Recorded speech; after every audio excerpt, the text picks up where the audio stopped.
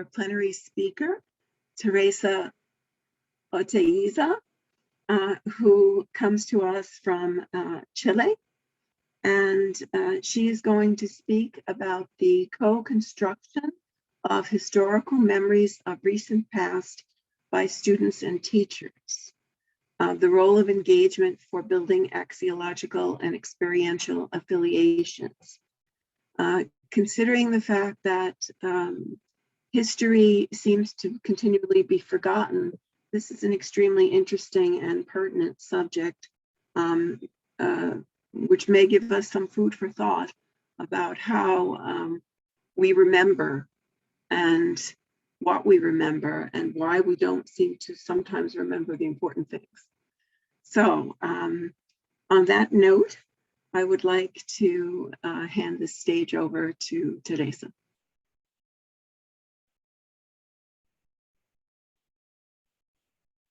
Teresa, you're muted. Okay, thank you.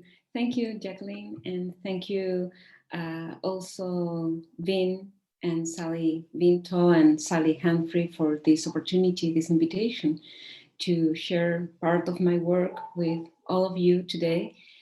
And well, I hope I can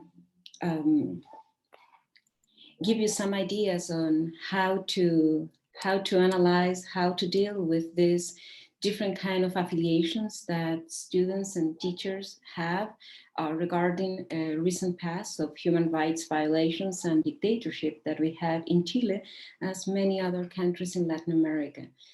And sadly, this is something that is still going, human rights violations, we still have that issue in our country and as in many other countries in the world. So I think I share the view with Jacqueline in terms of, well, how important is to the teaching of history in our school system. So some ideas to introduce my work. So I see the personal and family experiences of a recent conflicted national past are co-constructed of historical memories when learning history at school. And history teachers and students build axiological and experiential affiliations that are in part shaped by their own biographical stories, which are interwoven with the collective memories of their broader cultural environment. So I explore history teachers and secondary students' memory perspectives about a recent national past of dictatorship and severe human rights violations in Chile. From the dictatorship lasted 17 years, from 1973 to 1990. And I take into consideration how they position themselves regarding their social role as educator and as young social actors in current Chilean social life. So understanding history fundamentally implies that students develop skills to understand how an explanation of the past is constructed, in which actors, events, and processes participate in more or less complex chains of causality, and in which images and words dialogue in an intertextual relationship. Teaching recent history of a country is key to the formation, to the education of new generations of responsible citizens committed to their social reality. So this is a construction of a new political culture for human rights that ensures the never again that we are seeking and looking especially in the countries in Latin America.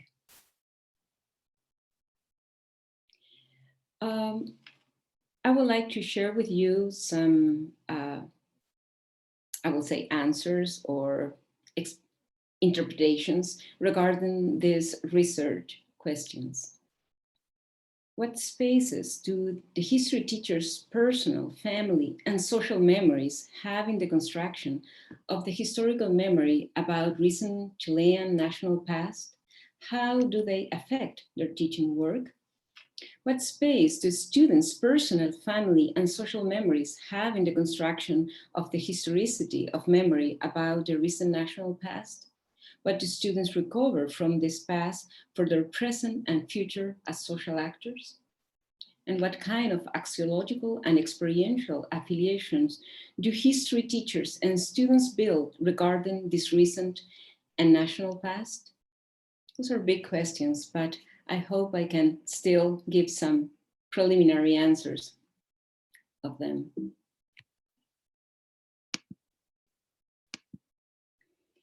So I take a critical discourse analysis approach that I would like to briefly explain. I take a transdisciplinary triangulation of memory studies, especially studies that have done from social psychology and studies that deal with social traumas in different countries that have suffered conflictive and traumatic events and recent events. Historiography, especially history of memory, sometimes is called the history of the present or local oral history, and the teaching of recent history, and social semiotic and systemic functional linguistics. Especially, I deal with these ideological positionings through evaluative prosodies, how they are constructed in the discourse. And today I would like to show how these ideological positions are constructed by axiological and experiential affiliations that also imply ideational and interpersonal couplings in the discourse. So my question is social, and my question is about ideological positionings, and my answer, or the answer that I try to give, is through language.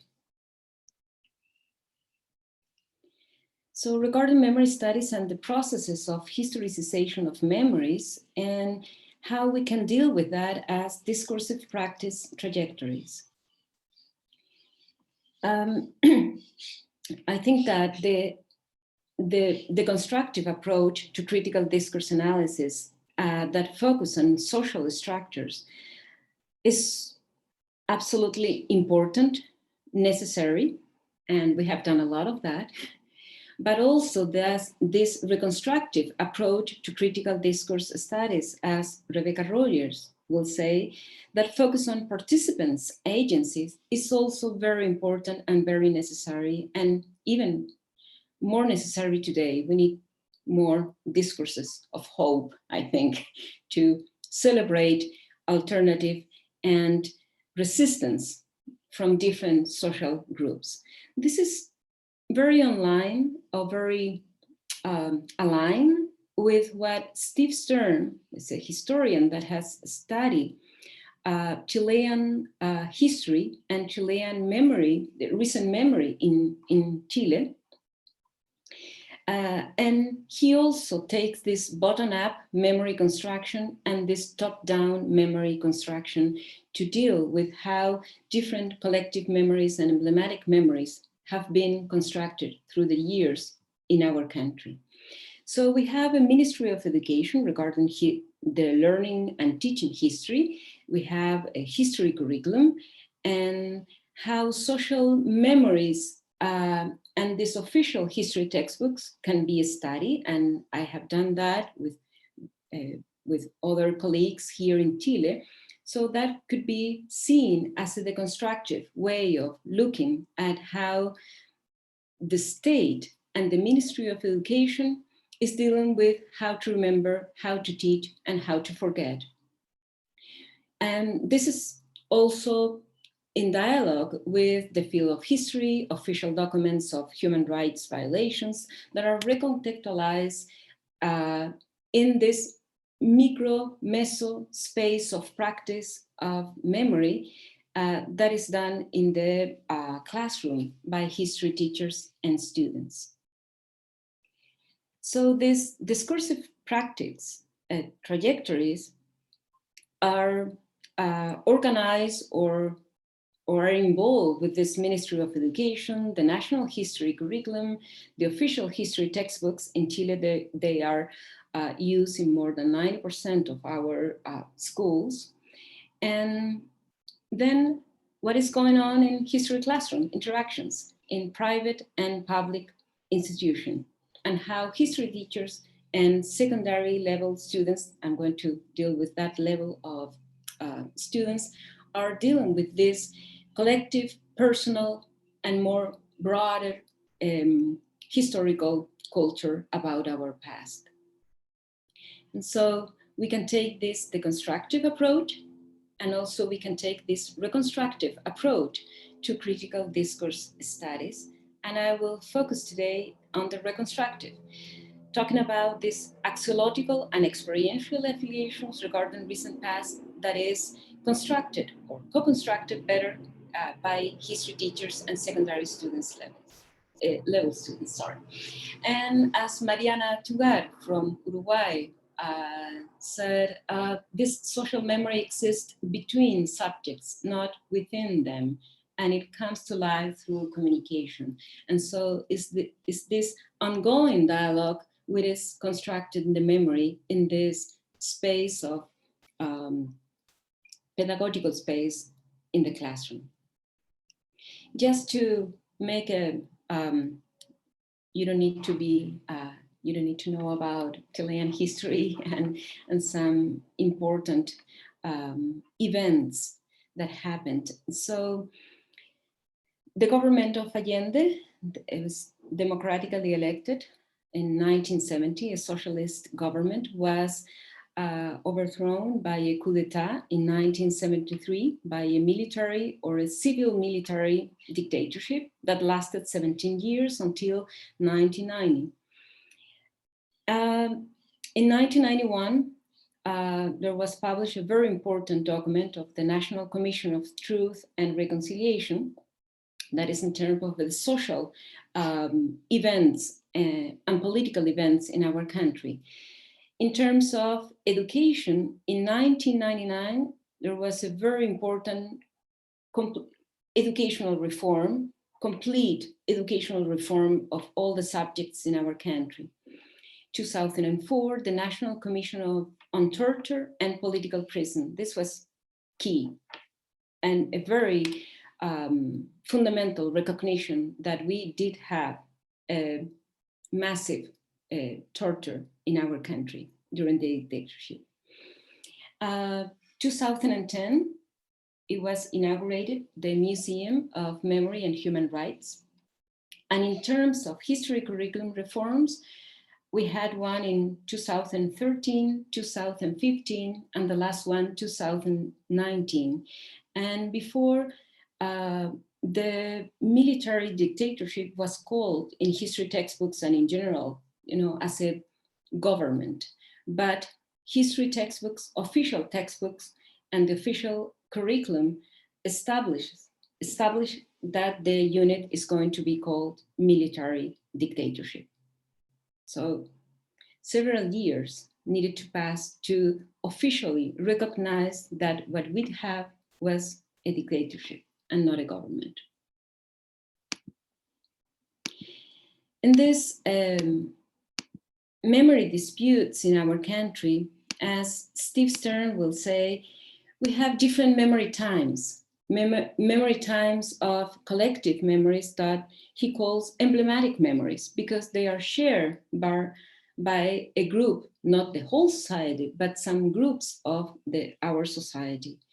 So this memory of salvation of a supposed Marxist dictatorship that that was one of the justification for the coup d'etat. It was the memory of the military junta and the right-wing Pinochet, and that hegemonizes the public space during the dictatorship. That was a time of terror, a very difficult and obscure time in our country. But we also have this time of persecution and awareness in the face of the brutal human rights violations. And so this time of silence was also a time, or became a time, of truth and memory. And the political turn of left governments in the democratic period in 2003, the Valich report, the one that I was showing you before, the report on truth and report on torture and political prison was key. And also the work of memory activists and mass social protests. So this memory of salvation of this supposed Marxist dictatorship was changed to the hegemony of the memory of the dictatorship consolidated as a state terrorism.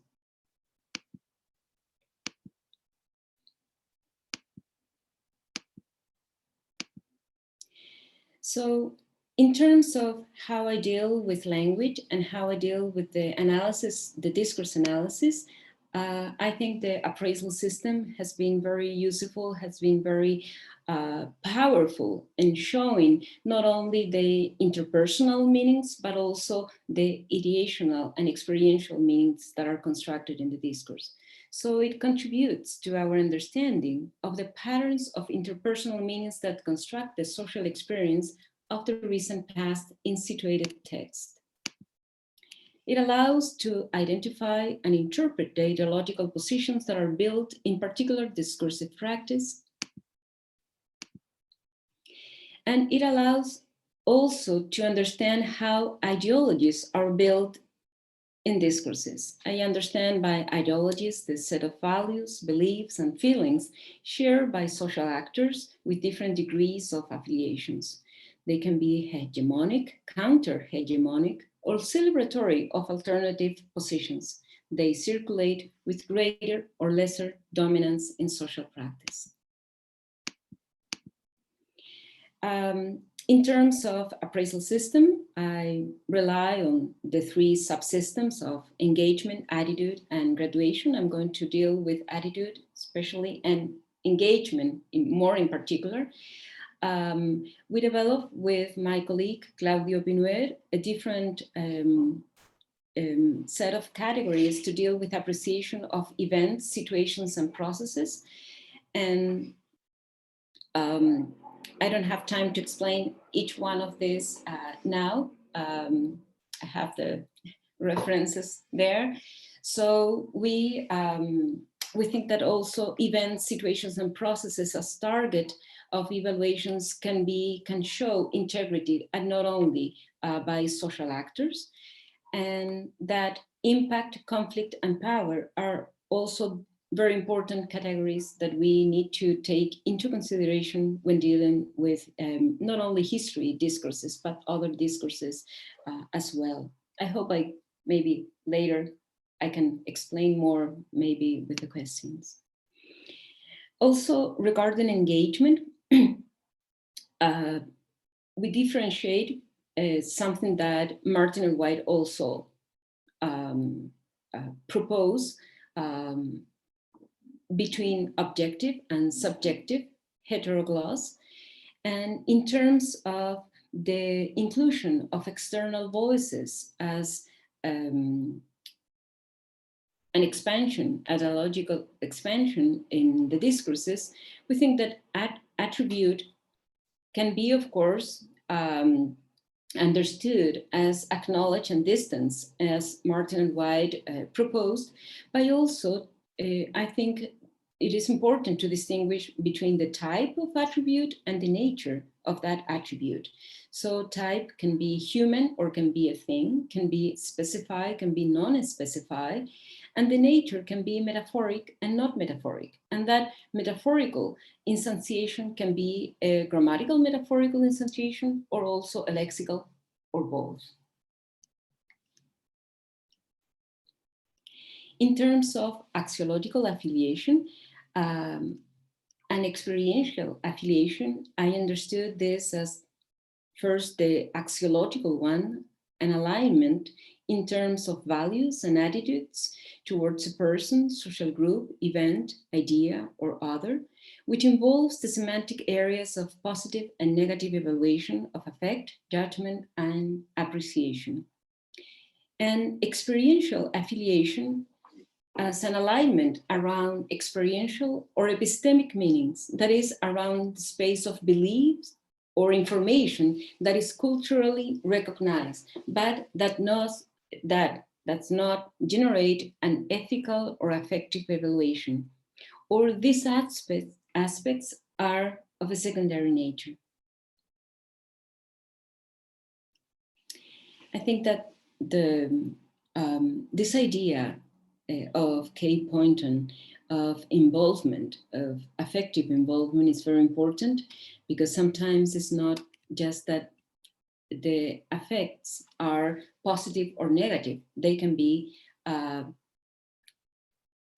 less or more close in terms of the affection, in terms of a high affection, medium or low, positive or negative.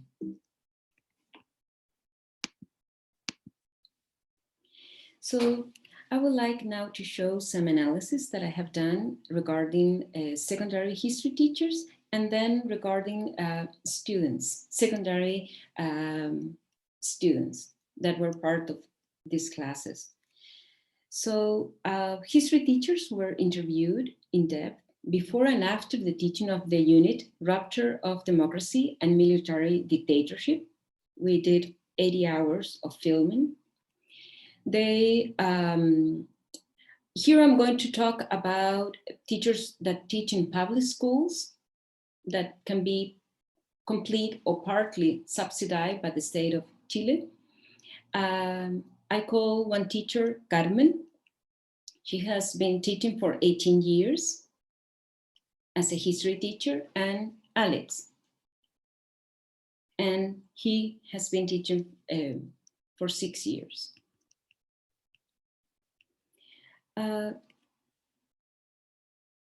They have different concerns about teaching history, about teaching national, sensitive past.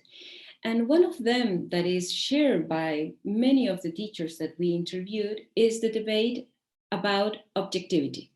So, do we need to be objective when we're teaching a past that is recent, that is national, and that is sensitive? And what and how to teach the violation of human rights in history classes? And what is the role of official history textbooks and other sources of learning recent history? So first, I would like to show some fragments of their positions regarding objectivity when teaching recent history in secondary schools. This is Carmen. And she was telling me that when she was teaching about Salvador Allende's socialist government, she was very careful of not being biased, because she felt that, well, she had an ideological alignment with that government. So she was very careful as a teacher. But she said that with Pinochet was different.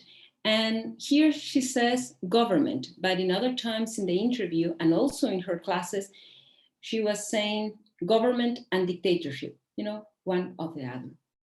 With the Pinochet's government, I feel that you don't have to be objective.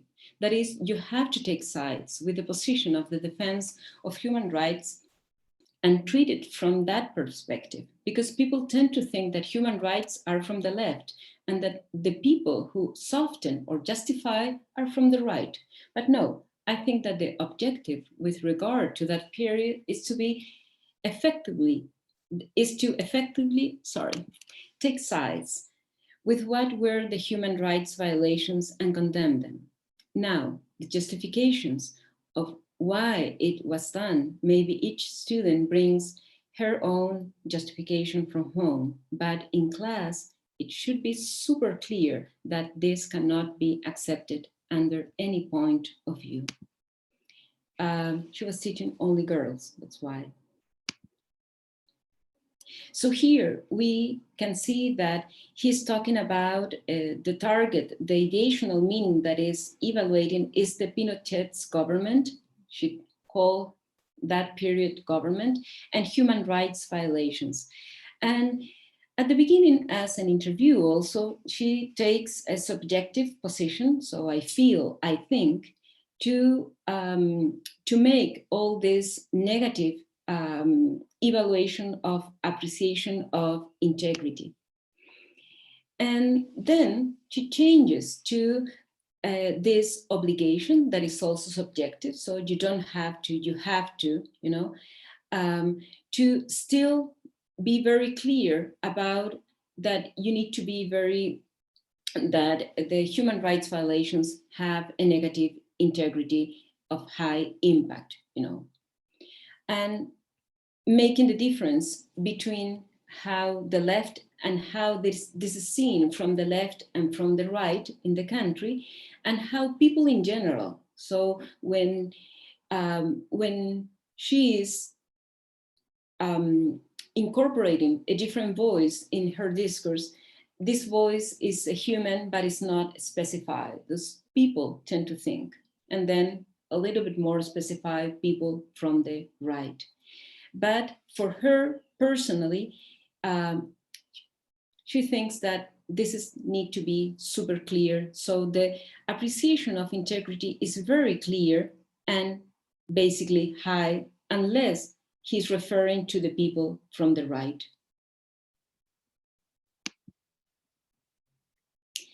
This is Alex. So from my point of view, I think it is necessary to get involved in human terms.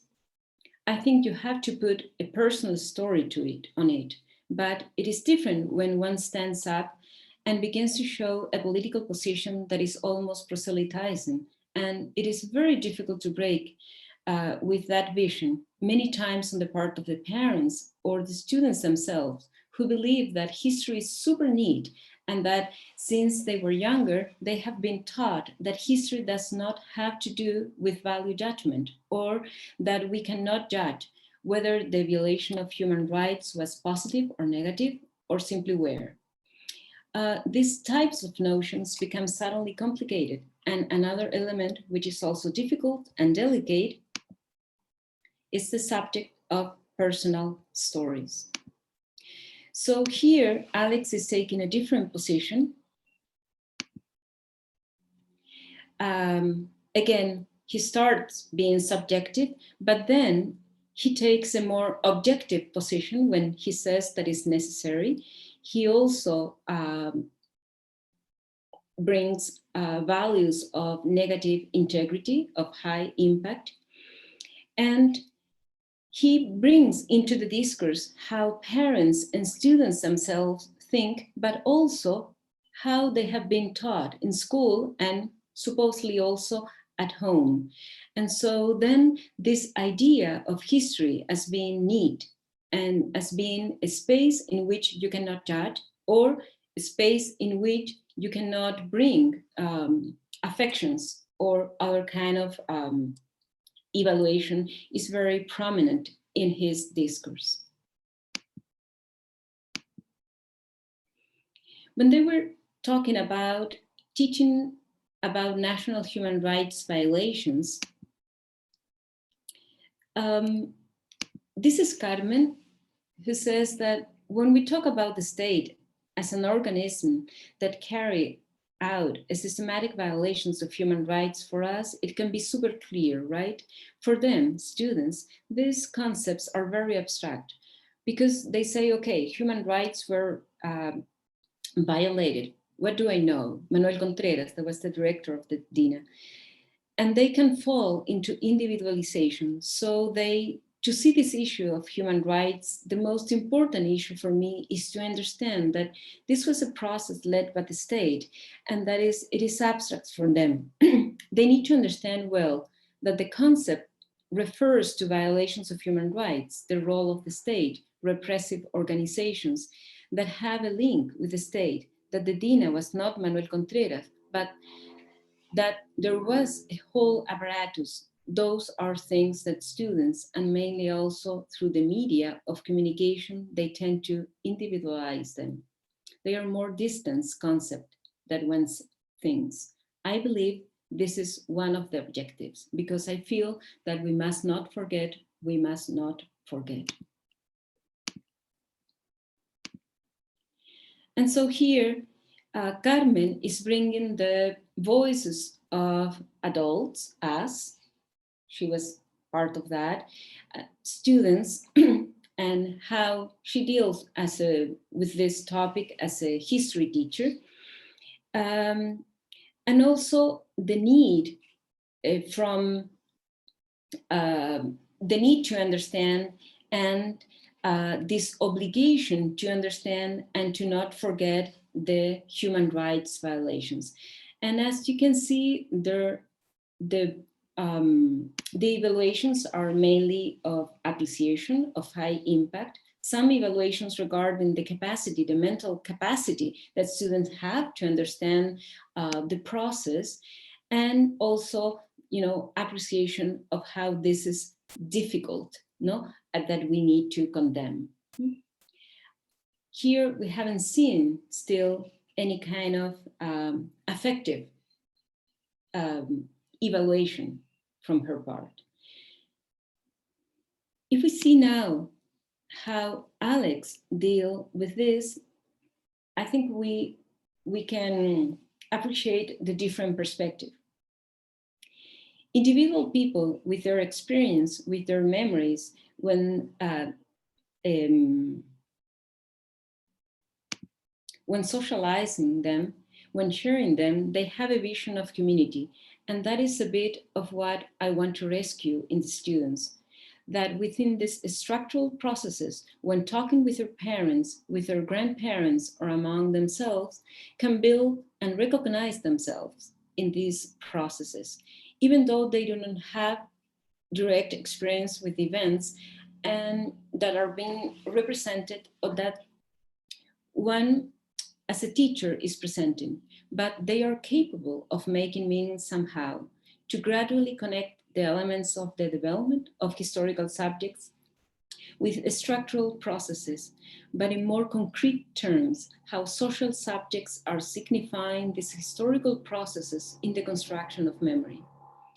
So I think the main challenge, is to validate a proposal where recent history has a sense of memory as well. It is not only the analysis of the present, but what memory signifies in personal terms.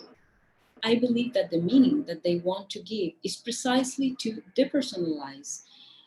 It's so that it is very neat, that it's a very neat question, like the previous history that has nothing to do with us, but it has to do with something that has already happened and that others have done. So I think the meaning is more or less that one, to build a meaning that becomes present, real, human, and contextualized.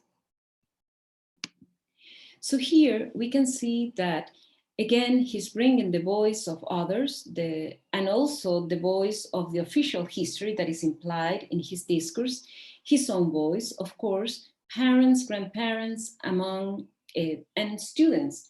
But he's highlighting not only the positive appreciation of integrity, of having a vision regarding this sharing memory, but also the affective importance of build and recognize themselves. So students need to recognize themselves, their own history and their parent history in the class. And so, and how this affection and this personal memory is so important for them to understand the more abstract processes that Chile was living. And so this idea of the history as impersonal, or a history that has nothing to do with us, something that has already happened, that others have done, this affection is what he's trying to challenge in his classes while she's teaching more abstract and more systematic concepts regarding human rights violations. I don't have time here to show you history classroom interactions, so I'm just trying to tell you to give you more information about how he is doing his work as a history teacher. So he wants to come this as a real and human and contextualized history.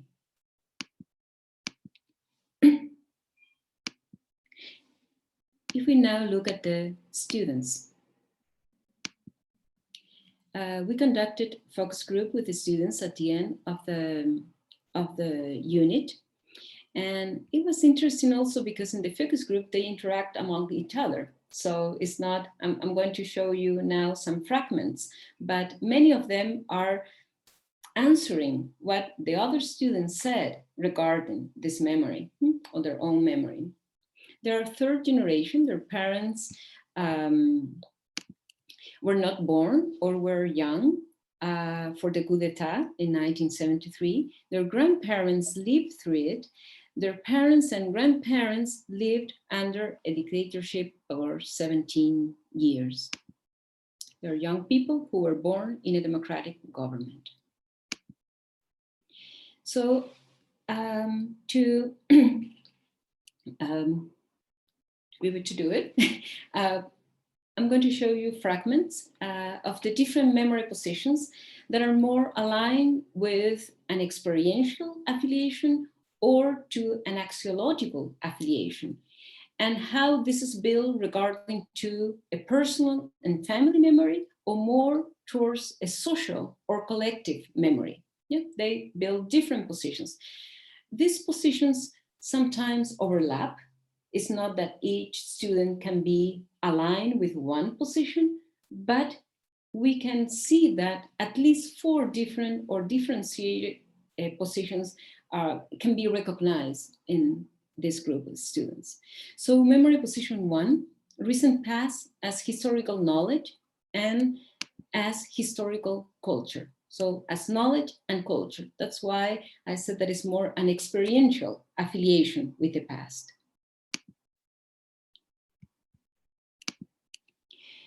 Well, more than anything, it's due to a simple fact that national history, Chilean history, because even though we are one of the newer generations and that we did not directly live with those facts, the stories that they tell us or the material that we have seen also has an impact on our thoughts. Thus, more than anything, it is because of national history that I am interested in this type of subject.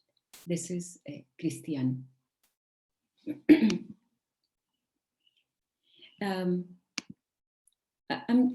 going to show you some representative fragments of students that are aligned with that kind of memory.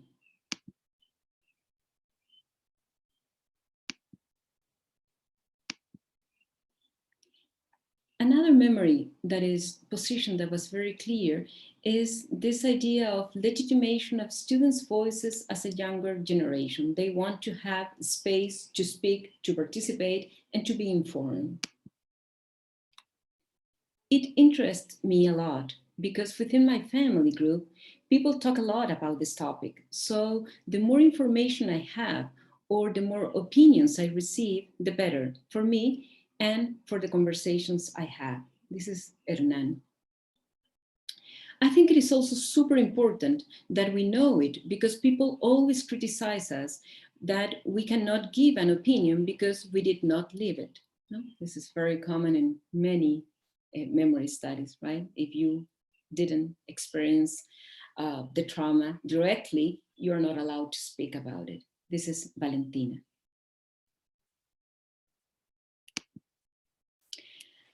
Others position themselves from a more axiological affiliation. That, of course, is in part experiential regarding the past and is connected to their family and their family memories. And so they have lived the tensions, the silences, the polarization, the family sharing, and also the ethical empathy for family members.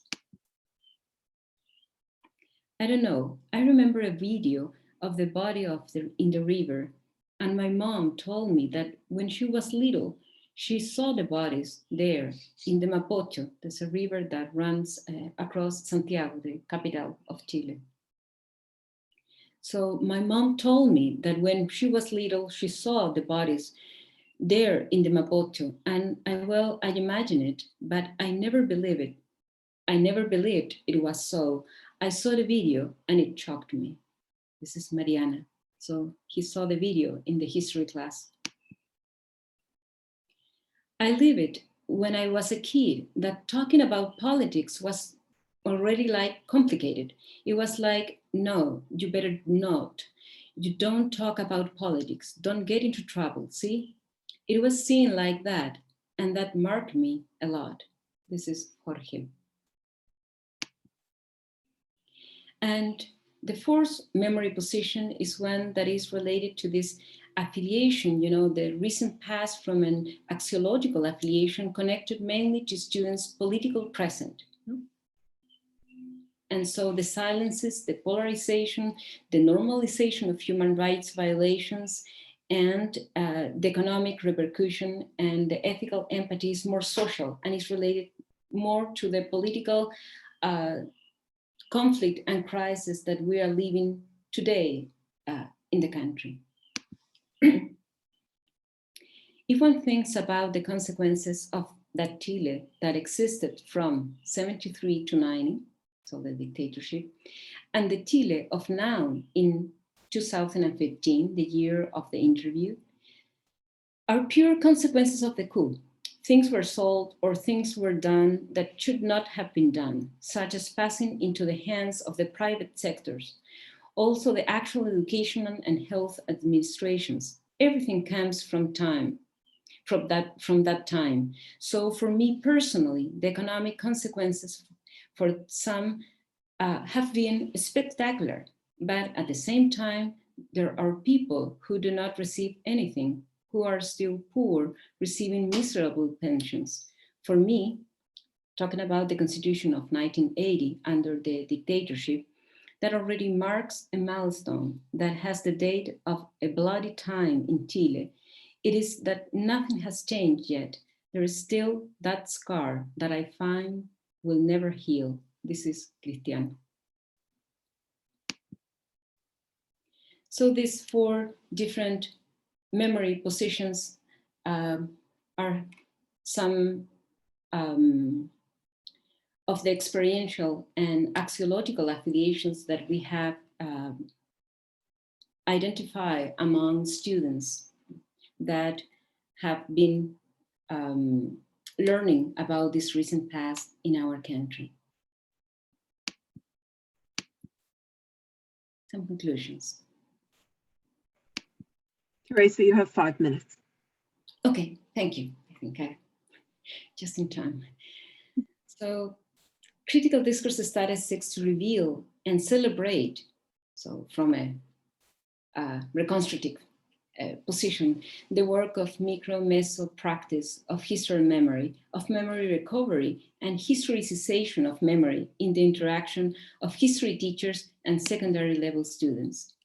In this process of remembering and forgetting in an educational community, both teachers and students are not oblivious of the dichotomies imposed by social memory. The axiological and experiential alignments and disalignments with respect to the memories of a recent national past and the teaching and learning of this past in history classes are built in a dynamic dialogue with the family and social memories of students and history teachers.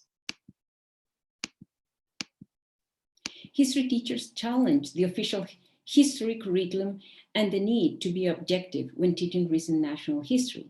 So they see the relevance of sharing with students the personal and family history of the dictatorship, especially Alex in this, what I was showing you, and the violation of human rights, and not as something disconnected from their lives. It generates affective proximity.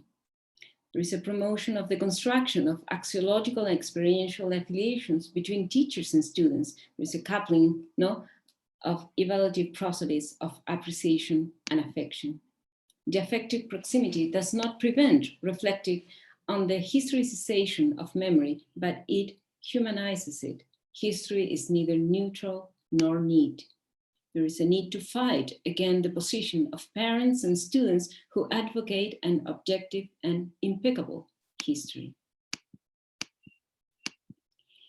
So the history that we have interviewed are aligned with the need for a historicization of memory and a broader understanding of human rights in our society, and that promotes an awareness of being subject of law. Carmen and Alex expressed concerns similar to those identified by researchers in the areas of education and social psychology in relation to the challenges of teaching history in post-conflict societies. Avoid mystification and individualization of recent history, avoid the dichotomous gaze of perpetrators, heroes, and victims, develop a more complex, rich, and abstract understanding of state social processes and institutions, and challenge of teaching from deeper historical explanations.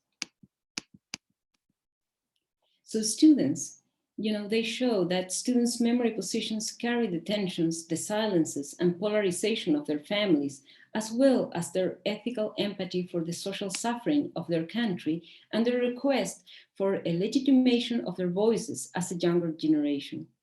The memory positions connect students from an axiological and experiential alignments, which implies that they are not only interested in learning about the past events and acquiring more elaborated historical knowledge, but they also want to understand the social meanings of the dictatorship and its repercussions in their present social and political life. So, silences on sensitive historical content have contributed to a depoliticization of Chilean society, as young people point out, and also teachers. So from the point of view of history teachers, it can cause fear to be too political or to assume a position of value without being considered as proselytizing. The testimonies that have a temporal and emotional proximity on the part of those who live it, and that therefore do not have a temporal distance with events, are not considered objective. And from students, it is essential to understand the fear lived for 17 years and that still impacts the generations that live or inherited in different ways. And so I think it's very different to teach a national and recent history in schools, because the social and political conflict is still part of the social collective, and the judgment and emotional representations of a collective national fact can last several generations. However, as Carretero will say, at the same time, recent history events tend to be seen as much more important than remote ones.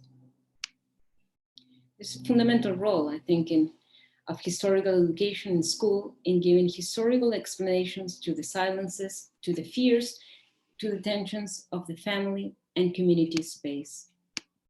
Thank you so very much.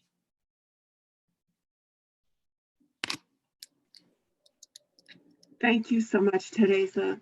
It was very, very interesting. I wonder if anybody has any questions. Yes. German?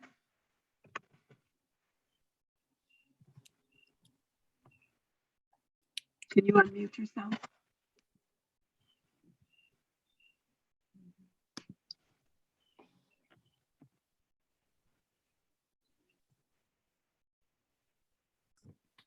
Oh, sorry. Hello, everyone.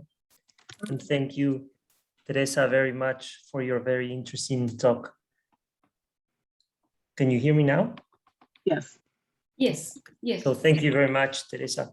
Thank you. I have a question just out of curiosity. Something that has happened in recent years here in Uruguay is that teachers who, in a way, reformulate the curriculum or curricular mandates sometimes are denounced in social media, either by other teachers or by institutions or by other grassroots actors, and they are accused of indoctrinating the youth or stuff like that, some sort of a backlash against more progressive education. Is that happening in Chile too, or is it something that is not so visible in social media and mass media? Thank you, Germán. I think that is not the case in Chile, or at least it has not been publicized in social media in that way. in the year 2014, we have a commemoration of the 40 years of the coup d'etat. And that was very important in television and social media in general, because several documentals were released, published in a public sphere.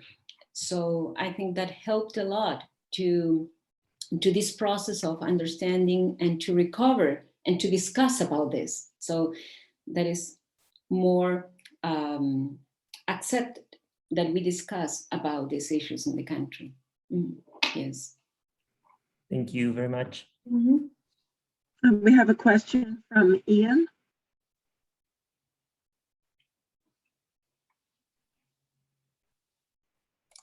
Sorry, hi there.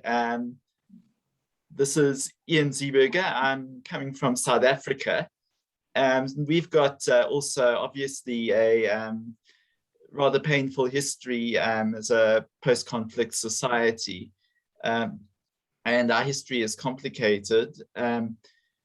My wife has a PhD in pharmacy, so she's very much, if you talk about LCT, a very knowledge code sort of person. And she became profoundly sort of disillusioned with history when she was in school, because one year the Afrikaners were heroes, and the next year the curriculum changed and the Afrikaners were villains. And she couldn't handle that sort of axiological recharging that went on in our history curriculum. So my question would be, what can we do to sort of prevent that kind of this sort of epistemological disillusionment that happens with changes in history curricula and changes in interpretations, particularly with folk who perhaps sort of have a more positivistic outlook in their backgrounds? How do we handle those sort of issues in history teaching? Well, thank you, Ian. I don't think there is an easy solution for that at all. But what I can say about the history curriculum in Chile is that it has changed quite a lot.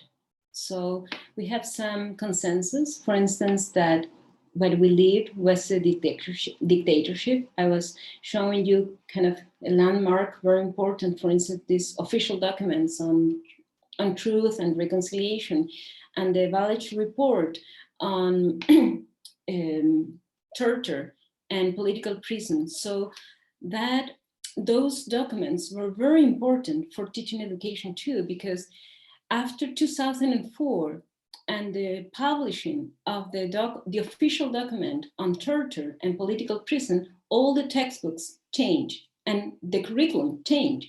So the reform of 2013, for instance, incorporate all of that. And so this dichotomic position for certain topics is not that dichotomic at the end, right? So we do have some facts that are recognized, that are proven, and so that is incorporated in the history, in the official textbooks, and also in the curriculum. I think that's very important, and it's very, interesting to analyze. I have been analyzing textbooks for 30 years, and so I have seen that change in a very clear way. And what I have done also in Chile is that now, for instance, in the history curriculum and also in textbooks, you see more and more historical testimonies. And so that is also, it could be dangerous too, right? But it's okay, we have all these alternatives. So now you have it, you decide, you discuss, you reflect, right? And also teachers bring several documentaries and testimonies to the class. And so the curriculum has changed as showing different historical interpretations to reflect, to think. So that in part, I think, helps to overcome this mystification of history, for instance, or the good and the bad, the perpetrators and the victims, without forgetting that we do have perpetrators and victims. Ian, for your question, we have a question from Meg Gephardt. Hi, good morning from where I am, wherever you happen to be. Wonderful presentation. I always get so much out of your work. I just wondered how this may manifest itself in your work and the data that you're collecting, where there's a disagreement about what the facts are. So a student may say, my mother told me this and I saw this video, but the other side increasingly says that was manufactured. That's not true. So even what you see with your own eyes is contested, that you really didn't see that isn't real. I know we have that in the US, certainly, but it's not unique to the US and the formation of power and dictatorships. So I just wondered what your thoughts are on that. Well, thank you, Megan. Well, I think that if you give room, you open the space to watch different documentaries, to read more different interpretations and explanation of history in history classes, you, in a way, you challenge those idea of being false, because you are bringing more sources to the class to discuss. And of course, there is not agreement. Students were, many of them didn't know anything. Many of them talk about silence. And so they just learn in the history classes. So for them was kind of a huge revelation. 2015, they didn't know about this massive human rights violations. And so, of course, it takes time. It takes analysis and critical thinking to actually understand the process and to believe that that was true. So I bet that there's always that possibility of not believing in different sources. I don't know if I answered your question. No, thank you. It's just, I see that in the, just conversations that I'm trying to have. But thank you. Any other questions?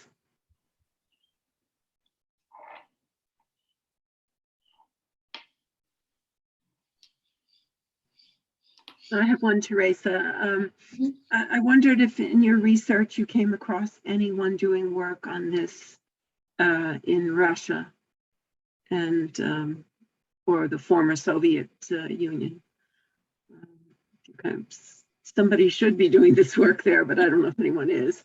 I don't remember. I don't have the name in my head right now, but I know that people from the Egger Institute in Germany, there are different researchers working in different countries. There is a book published on Cold War recently, and 2020, 2019. And there you can find researchers from different parts of the world, the US, Europe, different part of Europe, dealing with this post-conflictive events and how history teachers deal with that in the classroom, and also how that is constructed in history textbooks. And so, yes. Okay, thank you very much. And just to reiterate what you said, how some people do not know about what happened. In our family, for example, my late ex-husband had been a political prisoner in the Soviet Union, and his own daughter came to us when she was 13. Her mother had never told her that her father had been a political prisoner.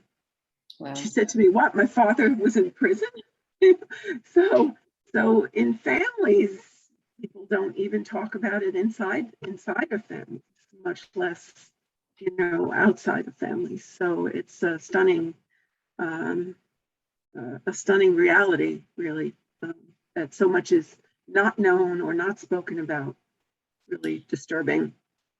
Yes, and many times, well, that is very well documented, right? It's too painful, or they want to, or it's very difficult to talk, or sometimes they feel ashamed. Some very difficult and painful and humiliating things have happened to prisoners, and so it is hard to talk, and also for students. When they were in the focus group, for them it's also hard to talk, for some of them, and especially if you feel that you don't have anything to give, anything to share with the rest.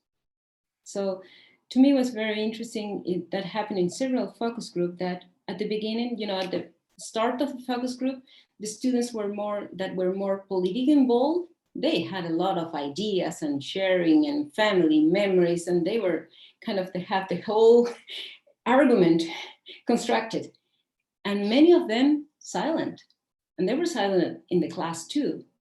And it took a while for them to speak. Well, I don't have anything to say. My family, we don't talk about this. And it took a while to actually talk, because some of them feel that they don't have the right to talk because they're not too political, or they're not involved and their family didn't have a direct experience, or their family was from the right wing. And so they are also afraid to talk. And so I think that kind of space of practice of talking about it, and that was very important for them too. And that's very, very important to actually feel and think that you have something to share with the rest. Thank you. Any other questions? We have 1 more minute.